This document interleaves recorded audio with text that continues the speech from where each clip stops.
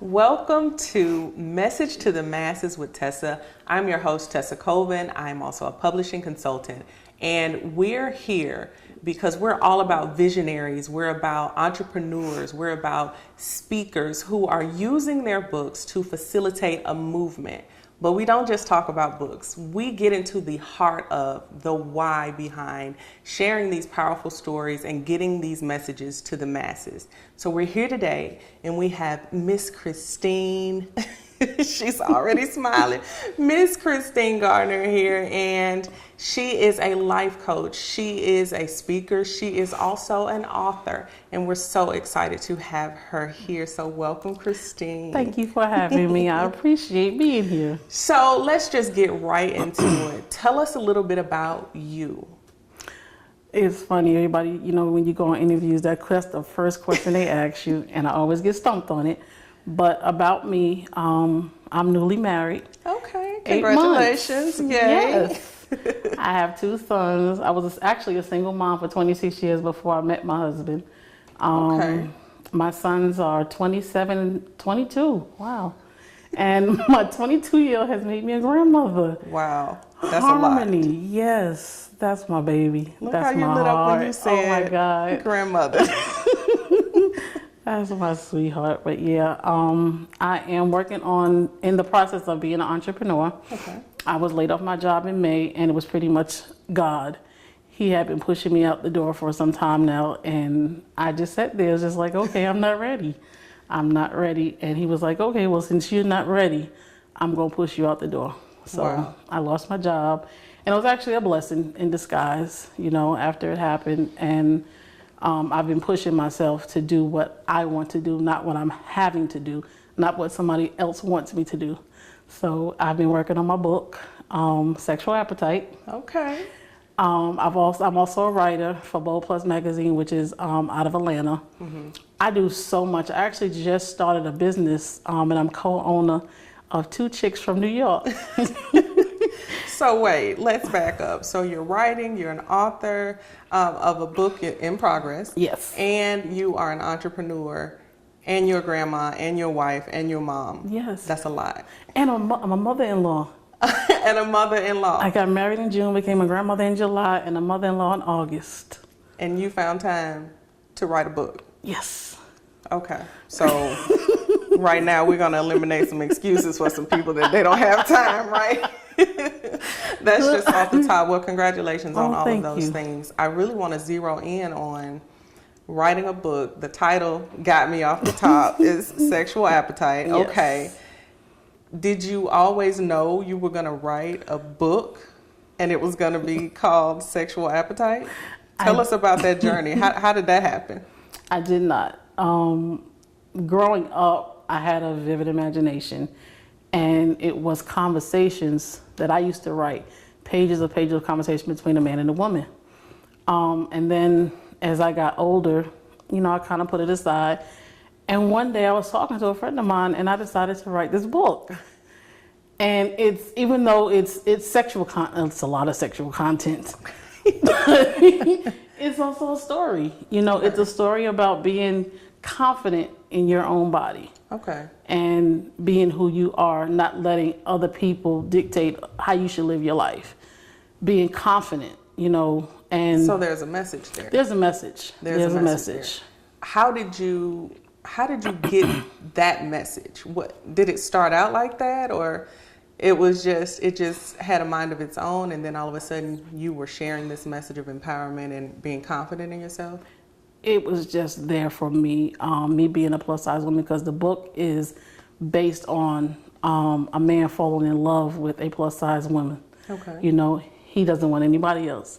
He loves his plus size women, and there's a lot of men that do not date plus size ladies. Okay.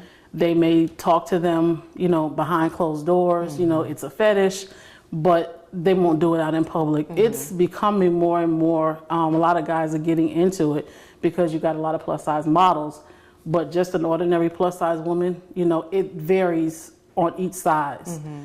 I'm plus size, then you have someone that's bigger than me that considers themselves plus size, but in my journey, I'm finding out that it's BBW, which is Big Beautiful Woman. Okay. And then you have SSBBW. I What is think that? that's what it's called. Super size, Wow. big, beautiful woman. Okay. And it's someone that, probably I'll say twice my size. But let me stop you right there, because I think I don't want to glaze over the fact that there's a deeper level of empowerment happening.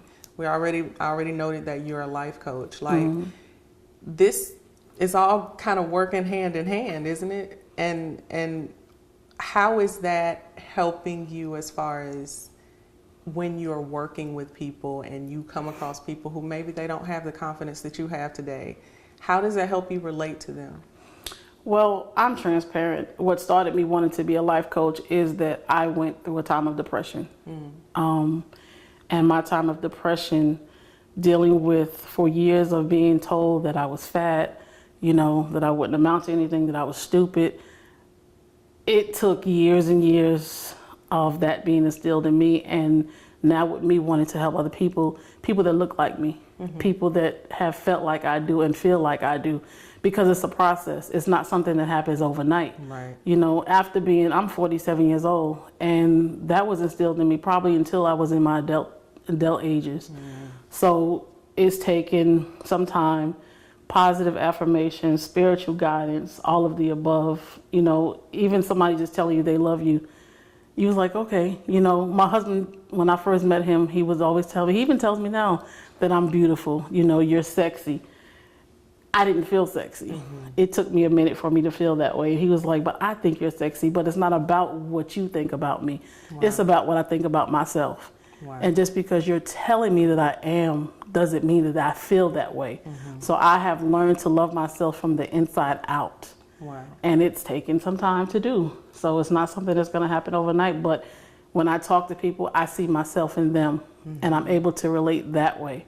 Like sometimes before they even start finishing their sentence, I'm like, okay, I used to feel that way, so I know what it feels like. And you know what? That is very powerful, because leading by example and leading by experience, you can really change lives that way.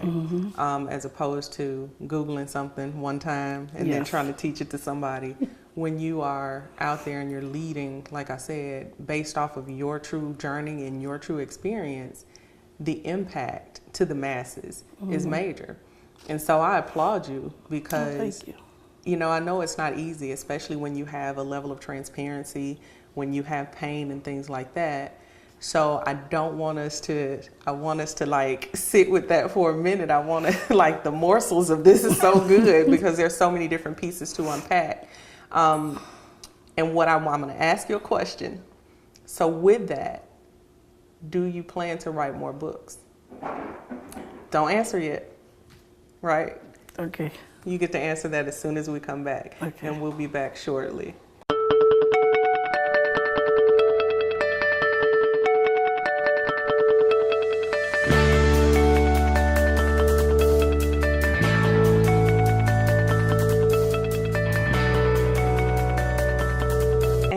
We are back. Thank you so much again for joining and sticking with us here at Message to the Masses with Tesa. We're talking to Christine, life coach, author extraordinaire. And I say extraordinaire because she's a mom, wife, grandmother, mother-in-law, everything. So before we went to break, I asked you the question about your work and how it has inspired you and how you've grown. What other inspirations? Are there more books? What can we expect? Because you're impacting people already. What sparked inside of you to do next? Actually, next is going to be my life story. You Can't Steal My Joy. I love it. That was inspired by my publisher, my first book, excuse me. And with the journey that I've been through, she said that people need to hear your story. What actually sparked her in saying that is because at the age of 12, my oldest son lost his ability to walk. And that was a hard transition for me. Wow. We went through it together, but I blame myself for him not being able to As walk. a mom. Yeah, it was just like, I won't even say just as a single mom, but just as a mom, period. I was able to fix everything, but I couldn't fix that. Wow. I blamed myself for 11 years that it was my fault that he couldn't walk because I had to work. I couldn't take him, take off from work and I went to therapy when he needed it. Right. But it was like I've heard stories or read stories about how people, quit their jobs and dedicated themselves to their children. Mm-hmm. I couldn't do that because I was a single mom. I didn't have anybody to take care of us. Mm-hmm. So for 11 years, I blamed myself. And he used to always tell me, Mommy, this is where I'm supposed to be. This is where God put me. Wait a minute. It's like, I want you to understand like what you just said. You read and heard stories where people were able to quit their jobs and people were able to dedicate, this is my job, right? Full time, taking care of my child that needs me for whatever reason. But your story was different. Mm-hmm. I don't want to glance over that every single story is different. Every single story is armed with a level of power to help and impact and change lives. And so that's exactly what your living example is. Just the fact that you said, I read stories, I heard of stories, and I've heard of them too. We see those on television where people are being spotlighted because they take care of a child with special needs 24/7. But your story was different. Right. Doesn't make it less powerful. It's just different. And so within your story that you're going to tell, You Can't Steal My Joy, which I love that title. What do you want people to get from that? Just like that breakdown of the different stories, your story being different, what do you want them to get from that? For the single mother, for the married mother, what do you want her to walk away with? I want you to walk away with it no matter what happens in your life. Don't allow it to steal your joy. I believe that the good and the bad works together, to make our lives, and your life is what you make it. You got to be strong through the bad. It's not always going to be good, but I had to learn to deal with the bad. In my spiritual journey, when I moved down to Alabama, I had just lost 2 jobs, Wow. Coming from New York to Alabama, it's like I got to live back with my parents. I'm 29. What? I didn't want to do that. Right, like you grown. Right. And so now you gotta be a grown child again. Yes. But after being down here for about 1.5 years, I was able to realize that me coming back to live with my parents was actually a blessing. I had my parents to fall back on. Not everybody has that. So I was able to rebuild myself. Actually, I won't even say rebuild. I was actually to build myself up to be able to take care of my kids, and it was hard. Wow. It was hard, and whatever God has for you is never easy. Since you said that, was writing your book easy? Oh, no. You said that fast? Oh, no. No, it was not easy. It's your story. Well, it's your vision. Why wasn't it easy? It wasn't easy because I wrote it as a conversation. Okay. I didn't write it as a book. That's interesting. Yes. So having to go back and make chapters has been really hard because of it being a conversation. I didn't know where the chapters started and where they ended. Okay. So what's funny is this. I teach people to write a book as a conversation in a different way. So the challenge you ran into was that your conversation never ended. Right. There were no transitions in your conversation. Exactly. So that's the technical part, right? That it was challenging. What about the emotional part? What about the part of putting your vision on paper? How was that? Wonderful. It was great. How did it feel? It felt great because in writing it, I actually visualized myself there. Okay. And actually the few people that I had read it, just like the first few pages, they were able to visualize what I was saying. They can see themselves there. So at that point I knew I was doing a great job because they was reading not just what a good job, but a great job. Exactly. So people are waiting for this book to come out. That's good. They are waiting. So with that though, you went through that process. You've already said you got another book in the works. What have you learned that you're now going to do with this next one? Not edit while I'm writing. I like that. That lights me up. You cannot write and edit at the same time. You just can't do it. So thank you for that. Oh, you're welcome. I love that. But even the more, are you setting time to write? Who is that book for? That book is for me. That book is for me to see how I've grown from what I used to be to what I am now. Okay. Because what I used to be, I was always angry. I was always to myself. I was always depressed. And now I'm vibrant. I'm the smile that everybody sees, I you agree. know. And my husband has a lot to do with that. Well, we'll take that. Blessings come. We'll take it. My husband has a lot to do with that, but also growing into me, realizing who I am and the love that I now have for myself. Every day is not flowers. I go through, my struggles, but now I wake up and I don't want to lay back down and get under the covers. I don't want to not be here because now I can feel the love for myself. Okay. Someone told me to start saying affirmations every day. And I used to say them, but they didn't mean anything. Now I say them and I can actually feel what I'm saying. Okay. So yeah. So the next book, now the first book, it's a conversation that needed to happen. Right. The next book is you showing how you've grown. It'll really touch and empower people. I think the first one will too. But I want you to start thinking about this next question. The next thing, I really want you to think about your journey and 3 things you would tell someone who's wanting to show up in life and help and serve others, and 3 tips you would give them. Don't tell us yet. Okay. Because we will be back in a few minutes and we'll really dive into some information from a life coach, from an author that can help you to really get out there and serve and show up in a big way, get your message out there, empower and teach others. So stay with us. We'll be back in a few minutes.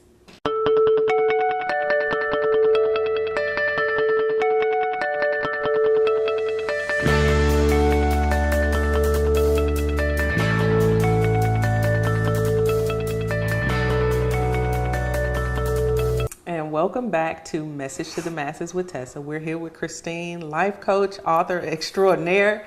And just before the break, I had the opportunity to kind of let her prepare a little bit. She's going to tell us 3 tips that she would give anyone who's ready to step up, use their life, their journey, their experiences to empower and teach others. So what do you got, Christine? What's that first tip? That first tip is to be transparent. Be transparent. Be transparent. Use your own story to help someone, because when you help someone, that someone that you can help the next person. So you always it's always a cycle. It is a cycle, and it's not, you didn't go through whatever you went through just for you. Right. I used to hear that all the time when I was younger and I didn't get it. Now you do. But as my grandfather would say, keep on living. So I get it now. So be transparent. What's the next tip?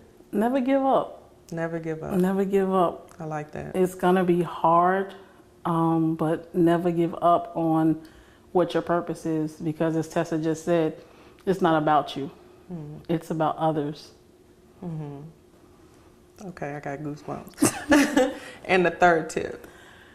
Third tip is just be yourself. Just be yourself. Who God made you to be. You can't be somebody else, because trying to be somebody else is going to cause you to, 1, be depressed and, be anxious. You being yourself, that's all you can be. You can't be somebody else. I can't be you and you can't be me. No. Because my story is my story. My journey is my journey is my journey. It's no one else's. Right. And one of the things I love about your story is something that's sticking in my head, is that you came to Alabama at 29, and I'm like, the person you were at 29, would that person have written a book called Sexual Appetite? No, it probably was something worse. But would that person also be writing a book called You Can't Steal My Joy? No, definitely not. Because that person would still be depressed. You didn't have the joy. No, I had no joy. your journey, like, is a complete evolution of all of that. And right into the tips that you've given is that, you know, being transparent. You have to be transparent with yourself first. That's the first somebody you have to be transparent with. So I totally agree with that. And then the keep going. I'm sure there were times, if at 29 you had to move in with your parents, that's a hard pill to swallow, because you know, you get to a certain point in your life where you're like, I'm grown. Exactly. And so that didn't stop you either. And then what was tip number 3? Tip number 3 was to be yourself. Be yourself. Well, you didn't know who you were, right? Exactly. You didn't know who you were at 29. Exactly. But I mean, all of those things just flow so beautifully into not just the books that you're writing, but also the work that you do as a life coach. And I think that's what makes for powerful leaders and coaches and consultants and people that can help you, because they use that's fuel. And that's why we're here. It's fuel for your journey. And I mean, that's exciting. I mean, I can just see it all over you. I can see it all over you, and I can see, you know, how you're walking the things that you teach. And one of the things I want to ask you, just to wrap it up a little bit, is what can we expect from you? I know we got books coming down the pipeline, but what else? What else can we expect to see from you? Good question. I am actually, I do have my first speaking engagement in March. Okay. And it's to some teenagers. Oh, wow. The topic is learning. Wow. I have not started the speech yet, but because I used to be afraid to speak in public. People don't believe I used to be shy. I can't believe it. Big, beautiful smile on TV. I can't believe it. Yes, I used to be shy, but me coming into myself, I've learned I don't really get nervous public speaking anymore, because I know that God is all over me. Wow. And what I talk about came from the journey that He made me go through. This is my life. Wow. So that's what I'm going to be doing. I'm also going to be working on a spa and fitness center for the plus size ladies. Others are, you know, can come, but it's for us, you know, where we can be ourselves, and, you know, we're not looking, people are not looking at us ridiculing what we look like and how we're working out and stuff like that. But it's going to be an empowerment of fitness and, you know, sparring. You know, it's not just you coming to exercise. It's going to be a full spa day, you know, where you get to know yourself, you get to, you know, do different things. I like it. Who don't need a spa day? I know, right? That'll make me go to the gym. Look, if it's a spa included, I'll go. But yeah, I'll be doing more speaking engagements. I've been, you know, praying about some things to God and asking Him to just lead me to where I'm supposed to be, because if you know, we tend to lean on ourselves of where we're supposed to be going, and as long as we do that, we're never going to move forward. So I'm having to humble myself and lean on the man that I know, you know, give me my purpose. So that sounds like a bonus tip right there. Yes. Humble yourself. And lean not to your own understanding. That's what that sounds like to me. I'm just going to put it out there for anybody else who needed I have that big old picture on my wall in my living room that my oldest son gave me. Yes. I love it. Thank you. So here's what I want you to do. Give us a final word, a final tip, a final word of encouragement for someone who's thinking about, how can I use my journey to help someone else? What's a word of encouragement, or maybe a favorite scripture or a favorite quote that you use that you want to share? My favorite scripture, I would have told you if she wouldn't have asked me. But it's basically change the things that you can, you know, get from God the wisdom of what you cannot change. And I know I probably turned that scripture around, but I did it in simple terms. Again, be transparent and be who you are. My journey has been phenomenal. I had the ups and the downs. I had to learn all over again who I was and what I'm supposed to be doing. As a single mom, there's a lot of single moms out there who never get the chance to be who they are. I had to learn who Christine was. I was always mom for 26 years. So now I'm learning me, and just take your journey. Wow. Be happy, live life. We only have one. Wow. So that's beautiful. Just go through your journey. Know it's not wasted. Tell us how we can connect with you. How can the viewers find you? You can find me on social media at Christine Gardner on Facebook. Instagram is bold, the letter N, beautiful, 2017. And I also have a webpage, www.authorchristineadams.com, which it has all my blog. Actually, I forgot to mention that I am a blogger as well. It has all of my blogs, and it also has events that I have, up-and-coming events that I have to do. Well, thank you so much for joining us, Christine. Oh, I really appreciate it. Me. And thank you, the viewers, for just joining us and spending time with us. And remember, your experience, your journey, someone is looking for that information that you have so that they can live their best life, build their best business right now, and so much more. So keep writing and get that book done. Until next time.